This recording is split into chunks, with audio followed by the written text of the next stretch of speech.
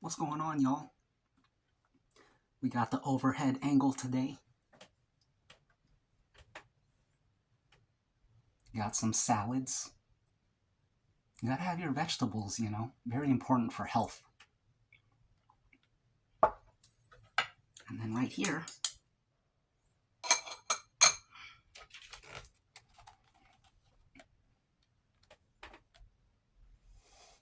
got some steak and rice and beans.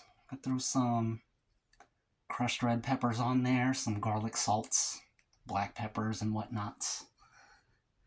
All that good stuff. Looks pretty good. And of course, gotta have your waters. Hydration, very important.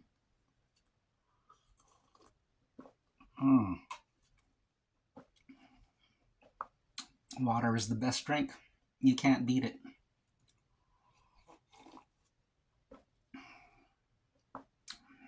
Incredible. Let's have another sip. I can't stop sipping it. It's the best drink, 100%, without a doubt. For sure. 100%, 1000%. Let's dig in. Dig on in.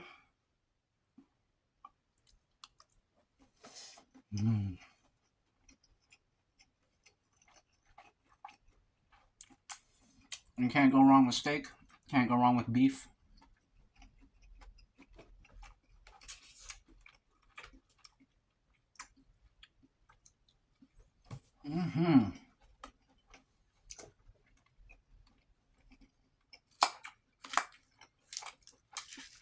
Nothing like some good food to put you in a good mood.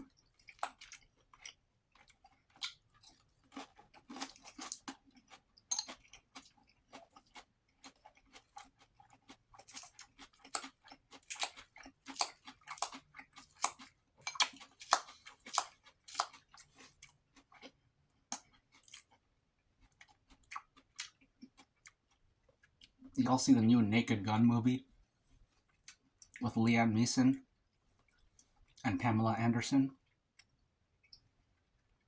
It was good. Definitely recommend it. I give it a 9 out of 10. It was very funny. A very good movie.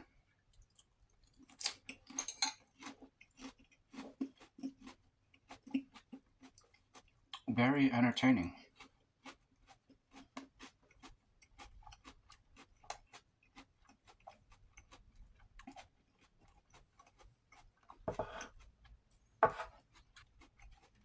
Something about the framing feels off. My head is cut off, but maybe that's okay.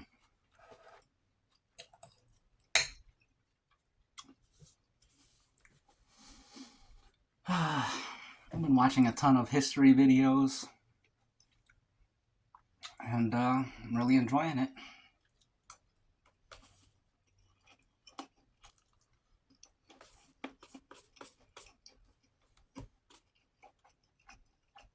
I watched so many, I don't even know what to talk about. They're all interesting.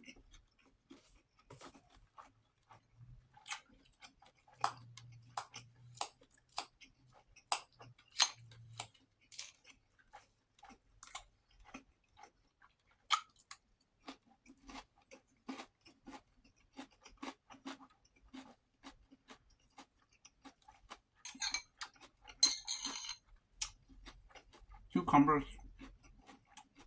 I love cucumbers. Also tomatoes.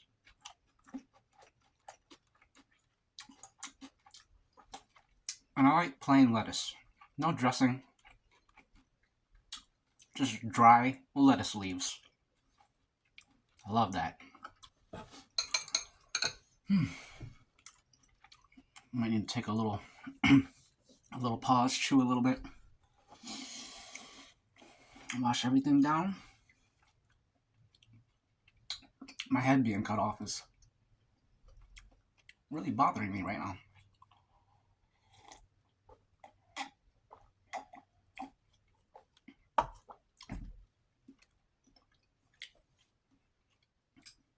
In art,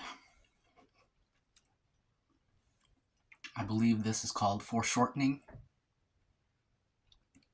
because my head is closer to you than my body. There's a foreshortening effect.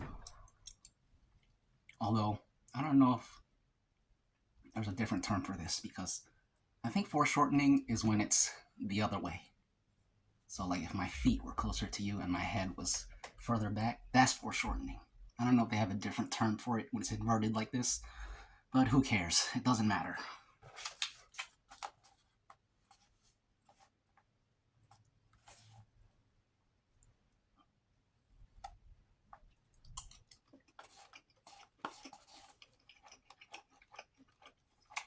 This is good.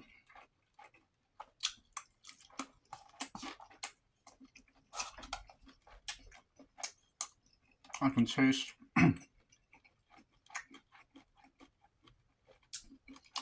all the melted steak fat and steak grease. It's just soaking up in all that rice.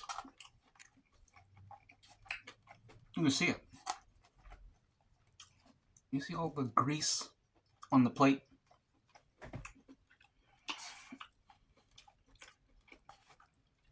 Gotta love grease and fats. It's actually good for you, you know.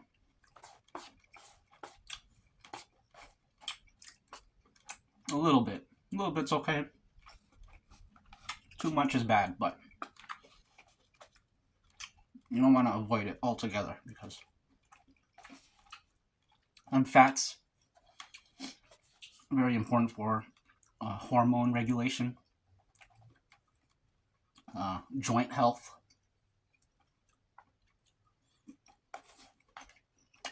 Don't be afraid to eat them fats, guys.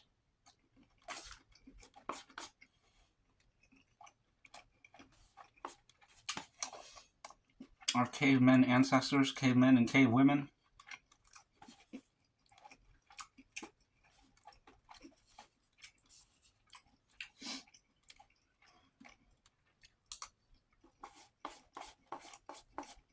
they was eating all them fats.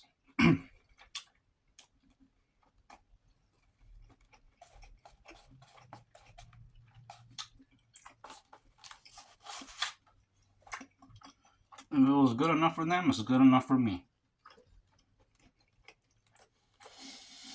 Mm-hmm.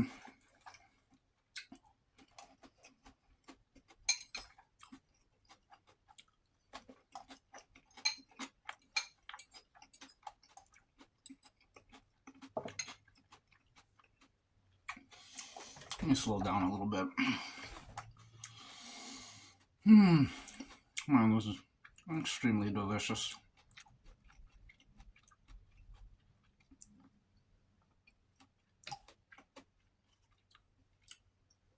Cheers.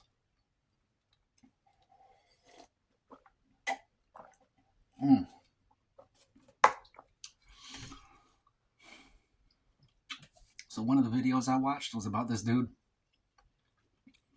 during World War II. A Spanish dude from Spain. He didn't like the Nazis, so he went up to excuse me. He went up to the Nazi office and he was like, "Hey, I'm a supporter. I want to apply to be a spy." And they were like, "Okay, here's the spy code book with all our little code words, and we're going to need you to move to London and spy on the British." And he was like, "Okay, I can do that." And instead of moving to London, he moves to Portugal. And he's got his little typewriter, and he's just writing reports to the German intelligence spy office, telling them about all the things he's seeing in London. And he's not even in London. He's in Portugal, chilling in some cottage, just writing fan fictions, making stuff up. And he does that for he does it for the whole war. And it's a crazy story, man. I'll tell you more in a second, but let me eat a little bit.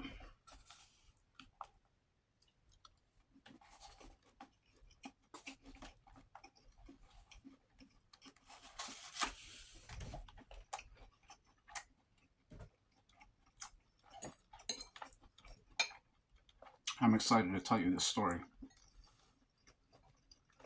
But let me take a few bites first. Excuse me, I just spit. I don't know if y'all saw that.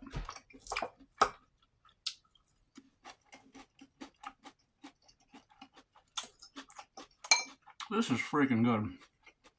Everything.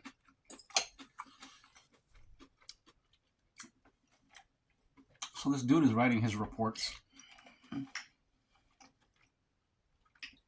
And he's totally BSing. Just absolute BS. And he's telling them like random crazy things that they don't even need to know. He'll say some stuff that seems like relevant to their interests, military interests, and then he'll throw in some random stuff about himself that nobody cares about, and it's just funny. Anyways, he keeps writing these reports, and the German spy office is just eating it up. They're like, dang, this guy, he's doing some good work out there. They start giving him a salary. Oh, and he's making he's making up these convoluted tales about he's developing his own spy network. He's got his own sources within the community, and they're feeding him reports, and then he's relaying those reports back to the Germans, and all of it is made up. He doesn't have any sources. He doesn't have any spy network. It's all made up. But he's telling them, he's like, yeah, I got these sources. I got to pay them, so if you could send some money to pay them. And he tells them he has like his own little network of 15 mini spies that work under him and feed him intel. And they're sending him a salary for himself. The Germans are sending him money for himself, for his income, and they're sending him money to pay his network, which doesn't exist. So he's getting free money, and he's just making stuff up. Eventually, excuse me, the British, they intercept one of his letters to the German office, and they freak out. They're like, holy crap, we got a spy in the heart of London, and he's telling the Germans everything. So they start like a huge, intense manhunt. They can't find him because he's not even there. He's in Portugal. And they start examining his letter. They examine his letter, and there's a couple of things that give away that he's lying. First of all, he talks about drinking or something in Scotland or whatever, and he talks about how they'll do anything for a leader, and they're like, wait a second, we don't use leaders in London.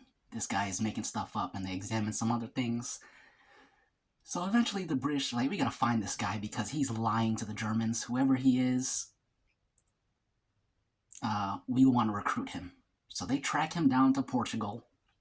They find him in his little cottage shack writing his fan fictions. And they're like, hey, we see what you're doing here. We want you to come work for us, and we want to make you a British spy. And as he's a British spy, the Germans are still employing him as a German spy. So he's working as a German spy and a British spy, but he's not on the German side at all. And he just continues feeding them reports, and because he has actual real intel, and he's working with real British military people now, he can make his reports more, he can make them a little bit more realistic, more convincing. And he starts coordinating with the British plan so that his reports can have more, more validity to them. And the whole time, the German spy office, they're super impressed with his reports. They're like, hey, you're doing great work out there, blah, blah, blah. We're going to give you a raise, blah, blah. They're sending him all this money. His spy network, which doesn't exist, it's grown from like 15 people to 50 people or whatever. And all those people got to get paid. So they're sending him money to pay all these people that don't exist. It's an incredible story, man. And, 1 second.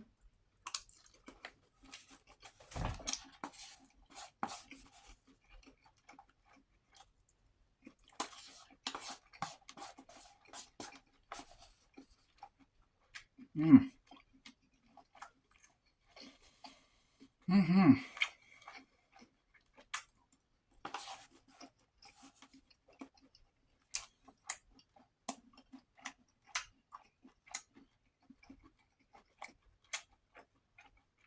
I like those little gummy tendons and whatnot. It ain't just about the meat. It's about the gummy tendons and the cartilage and the fats. Everything.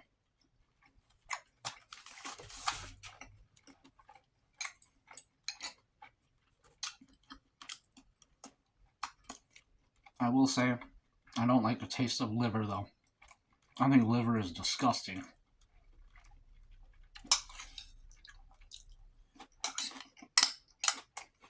Y'all eat liver? Let me know.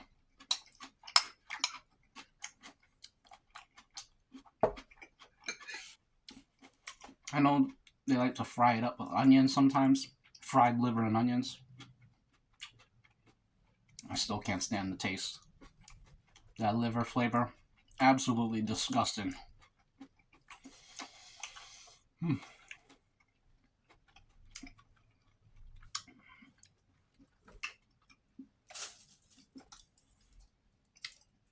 Anyways, by the end of the war,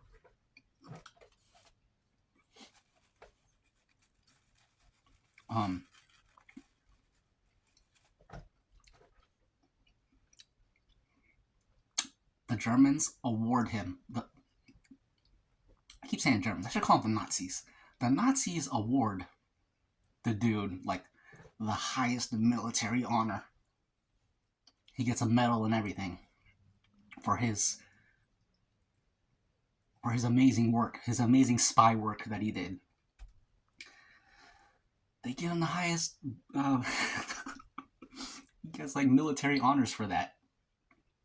And then the British also gave him very high military honor. I don't remember if it was the highest, but he got medals from both sides of the war for his work, which is also funny. And also, till the very end of the war, the Nazis believed everything that he said.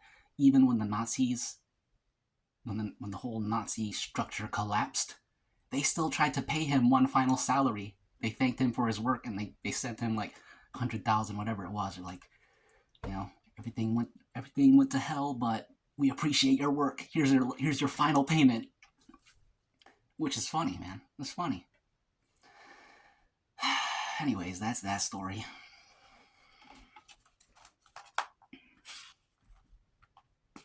I probably left out a lot, but if you guys are interested, you can look it up yourself.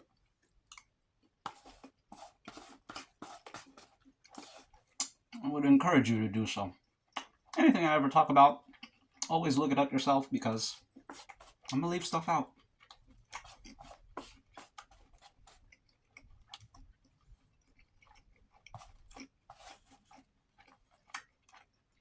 I'm definitely getting full.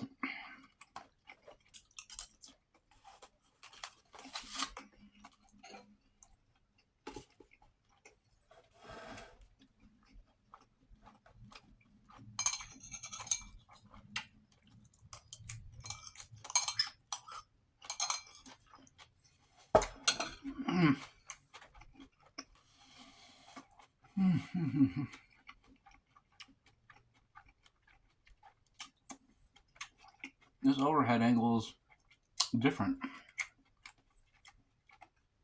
I feel like I look like a different person.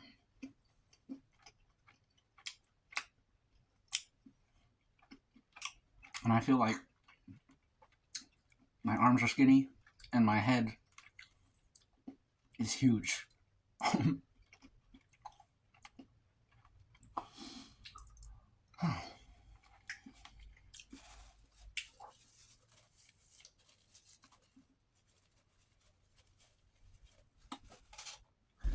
I'm all out of water.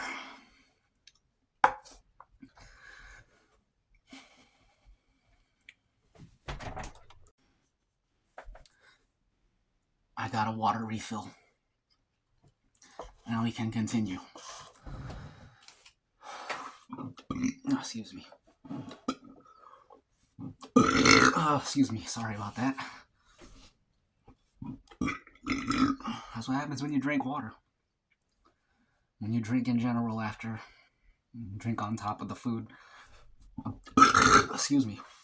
Here we go. Good to go.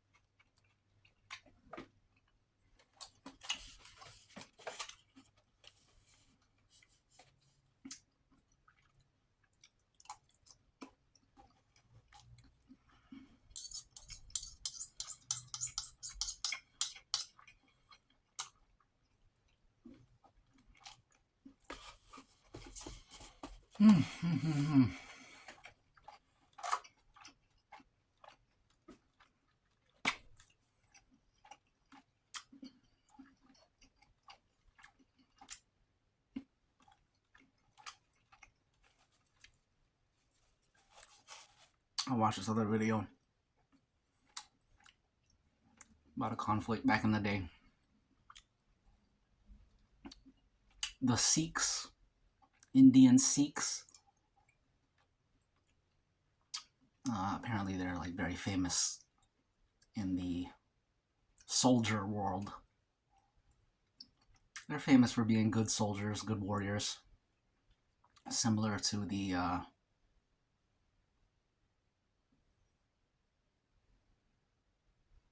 those one dudes, Gurkesh or something. I think they're Thai. Some Southeast Asian people. They're also very famous for being great warriors in the war world, the military world. Anyways, the Sikhs. There's this thing that happened. There was 21 of them. Oh, they're part of the British Army, by the way. The British Indian Army. I'm pretty sure this is in India. They're manning some fortification. There's 21 of them. And there's like 10,000. There's indigenous tribes surrounding the area, and they don't like them there. And the indigenous tribes, they put together like a 10,000 man force to try and take over this fortification with 21 dudes in it. And the 21 dudes, they did a final stand there. They killed like 600 of them, and all of them died. All 21 of them died, but their last stand was like legendary, and it was a good video. I like that one. It had a cool ending.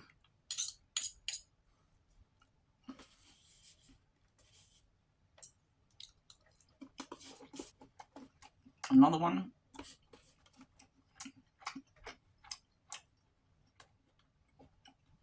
Oh, I gotta tell you about this one. Hold on.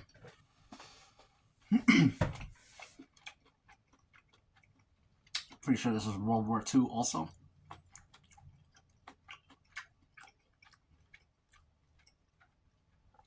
This video was about a Soviet regiment or platoon or whatever.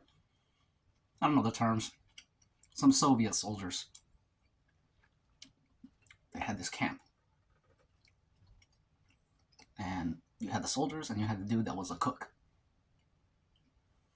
The soldiers, the squad leader or whatever, he had them all line up. He's like, we gotta go right now. We're gonna go over there and fight them because they're on their way. We're gonna go do whatever, intercept them. He goes to the cook dude and he was like, we're all gonna leave. You stay here and just keep cooking. We'll be back soon. So, cook dude just stays there cooking. He's the only one in camp. Everybody leaves. And as he's there, he hears some tanks rolling up the road. And they're German tanks. And so this cook is there by himself, and he hides. The tanks stop like in front of the camp. German officer gets out of the tank, and he starts like looking at all the stuff, kind of like He's amused. He's looking through like the little soup pots and stuff, smoking a cigarette. And the Soviet dude who's hiding, he's looking for a weapon. He finds an axe,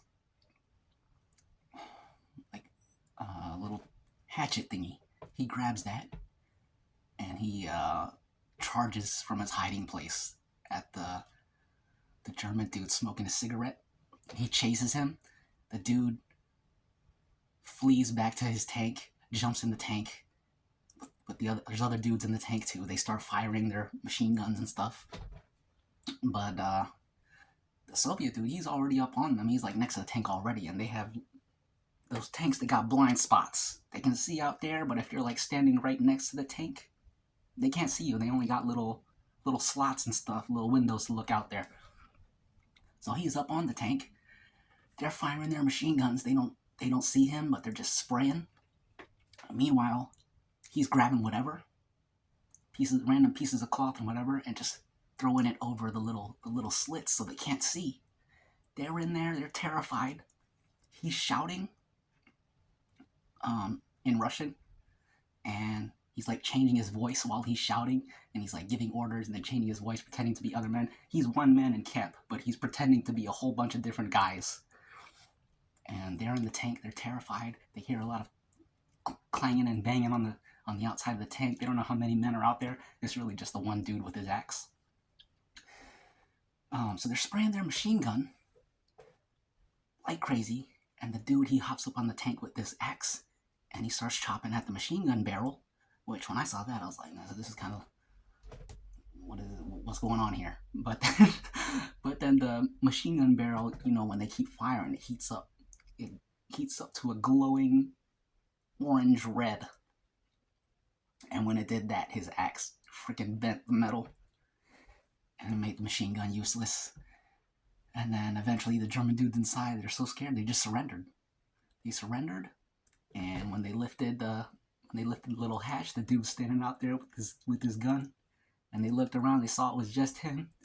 He took all of them hostage, tied them up. Well, he's just one man, so he made them tie each other up, and then he tied up the last dude, I guess. But he captured, I think there was like 4 of them, 4 soldiers in the tank by himself. And then when his guys get back, they come back to the camp and they see this tank in the middle of the camp. They see the tied up dudes and they see the cook dude there, and he's like, they're just like, man, this dude, I think he needs to be doing a little bit more than just cooking. So they promoted him, and he ended up becoming a great hero and all that. It was a good video. I thought it was going to be clickbait because of the title. It was like, when an axeman took on a tank. And I was like, oh, this is going to be an exaggeration. And then I watched it, and he actually did. He actually did everything. Pretty cool.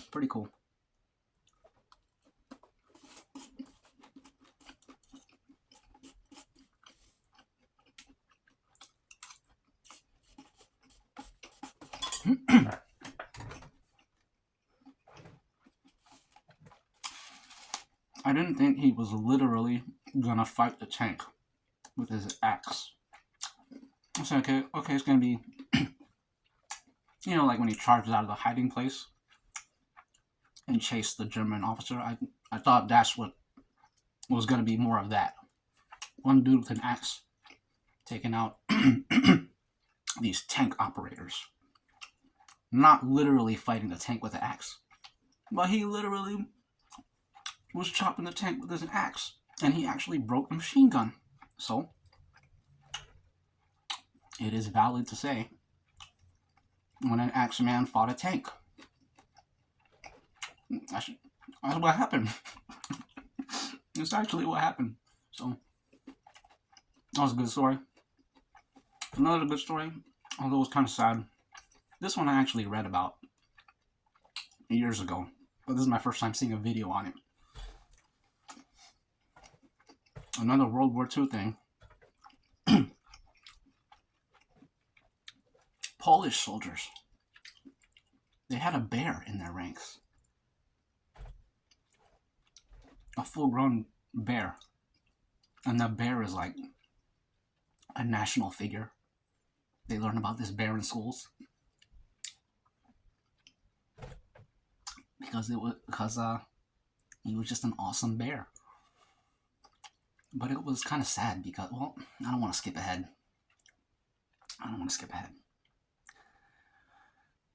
So these soldiers during World War II, they're camped out one night, and there's this orphan boy, war orphan. He walks up to their campfire, and they're chatting, whatever, and they see the boy has a small sack with him. The sack moves. It ends up being a cub, a baby bear. Very cute.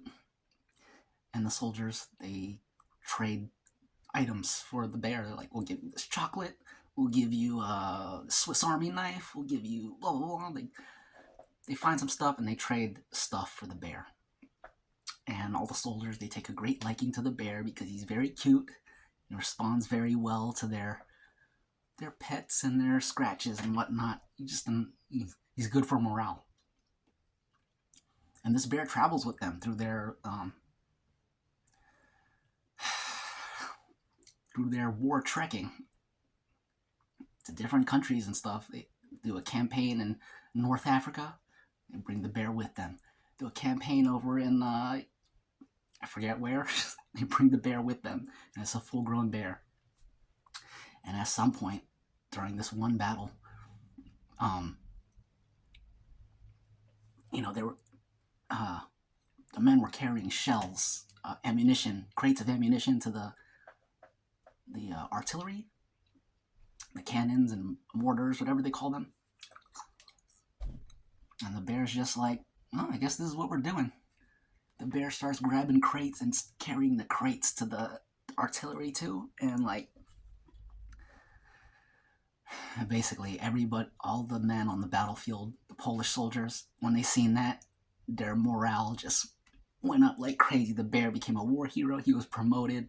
The bear, he was given the rank of private, and then he was promoted to corporal. And it's a bear the whole time. And so the Polish, they were working with they were allies with the British and all. And at some point, they needed to get on a ship. The Polish soldiers needed to get on a British ship. And they had a rule no animals allowed. And the Polish soldiers, they have been in battles with this bear. This is their fellow soul. This is a brother to them. He's not a pet. He's a brother. He's part of the squad. And everybody up the ranks. This is another part I kind of left out. So not only did the soldiers like him, the superiors, they would come down and be like, no, you can't have that bear. But then the bear is just so lovable that the superior would always allow. Be like, well, it's just a bear, and he's a nice bear. We'll let him stay. And then the superior above him, they would allow it. So this bear he was allowed to stick around. And when the Polish soldiers said that they told their higher command that the British won't let the bear on board, they were like, give him a rank, make him an official soldier, and he will have to be let on board. So they did that. So the British was like, well, if he's a soldier, I guess you gotta let him on the boat then. So the bear got on board, and he became a huge national hero. The sad part, though, is that after the war was over, the bear just lived the rest of his life in a zoo. But the nice thing is that the old soldiers, they would come back and visit him a lot. Because they were like I said, that's their brother too. So they would visit him, and he grew up with them. He was a cub, so they got the kind of relationship where they can wrestle with him and be real, be in situations that look extremely dangerous to someone who doesn't understand that this bear recognizes them as family and he'll never hurt them. So it's a pretty cool story. And the bear loved oranges because back when they were back in the day, they would when they would do grenade practice, they would throw oranges instead, and the bear would just run and eat the oranges. So that was something that whenever they would visit him, they'd always bring him oranges and stuff. It was a cool bear, man. It's a cool story. Anyways, this is going to be a very long video, so let me just finish eating.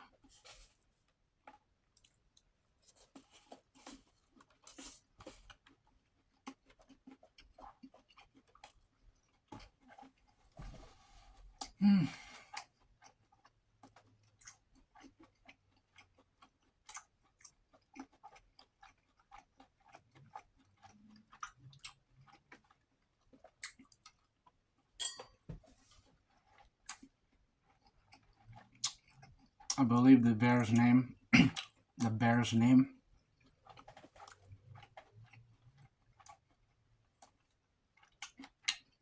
is Voytek or Voytek.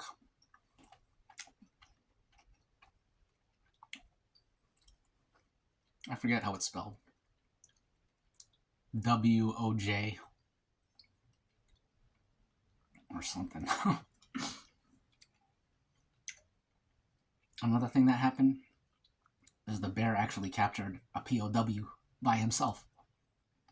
A dude snuck into their camp and was hiding in the latrines.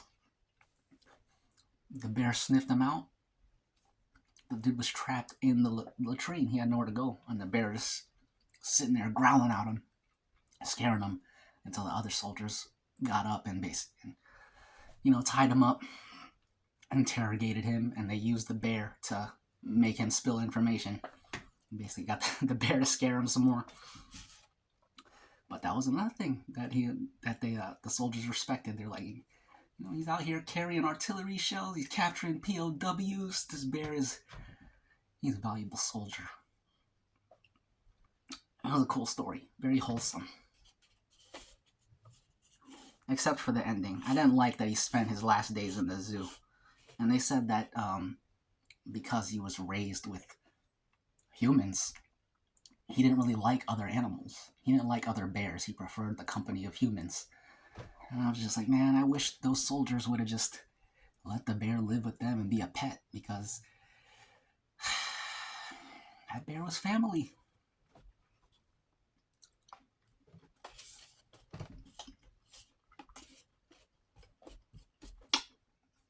But I like that in Poland, they all learn about him. It's a cool thing. It's like,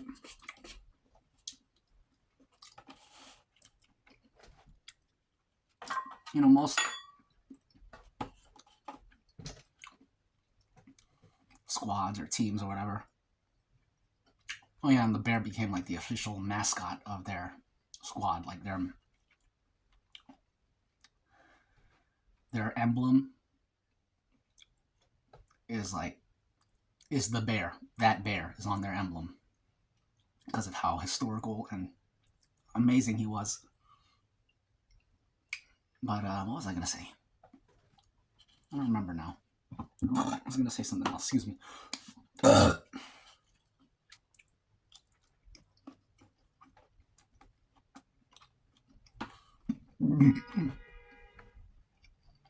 I remember. Excuse me. I'm full. That's it, by the way.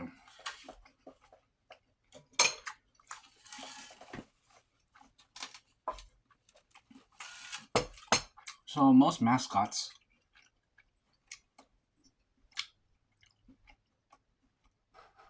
they're just symbols, If the bald eagle of America. Bald eagle is real, but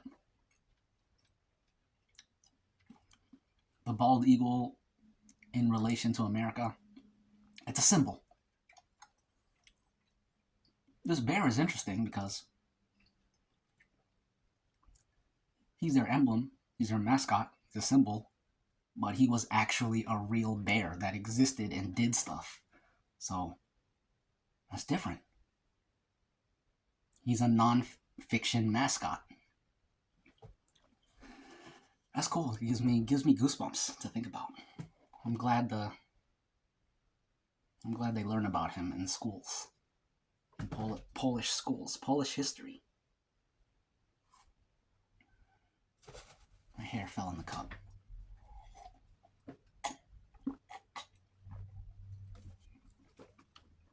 Okay, that's the video. Sorry we went a little bit long this time.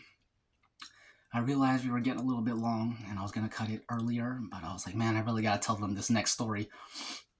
So that's what happened. Thanks for stopping by. Thanks for joining. The meal is complete. The drink is complete.